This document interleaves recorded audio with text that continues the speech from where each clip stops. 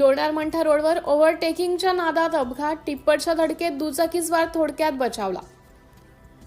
लोणार मंठा मार्गावरील गणपती मंदिराजवळ दिनांक 10 मे रोजी सकाळी 10 वाजेच्या सुमारास ओव्हरटेकिंगच्या नादात एका टिप्परने दुचाकीला धडक दिल्याची घटना घडली आहे.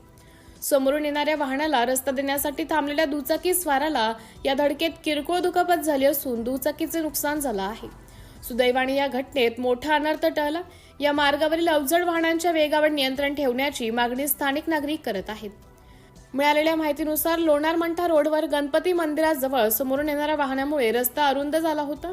असुरक्षिततेचा विचार करून लोणारकडे जाणाऱ्या एका दुचाकी स्वाराने आपली गाडी रस्त्याच्या कडेला डांबरी रस्त्याखाली उभी केली होती.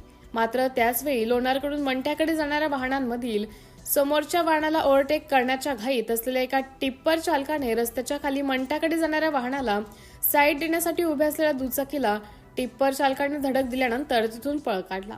या धडकेत दुचाकी स्वार रस्त्याच्या कडेला फेकला गेला. अपघात होताच उपस्थित असलेल्या नागरिकांनी तातडीने दुचाकी स्वाराच्या मदतीसाठी धाव घेतली. यावेळी एका सुज्ञ नागरिकाने या संपूर्ण घटनेचे गांभीर्य ओळखून दुचाकी स्वार खाली पडलेला असताना व्हिडिओ चित्रीकरण केलं, ज्यामुळे हा सर्व प्रकार उघडकीस आला आहे. पीडित दुचाकी स्वाराने पायाला मुक्का मार लागल्याचं आणि मोठे संकट टळल्याचं, सद्यस्थितीत कोणतीही तक्रार केली नसल्याचं समजले. तर या निमित्ताने या मार्गावरील वाहतूक सुरक्षेचा प्रश्न ऐरणीवर आला आहे. सिटी इंडिया न्यूजसाठी प्रतिनिधी फिरदोस खान पठाण, लोणार.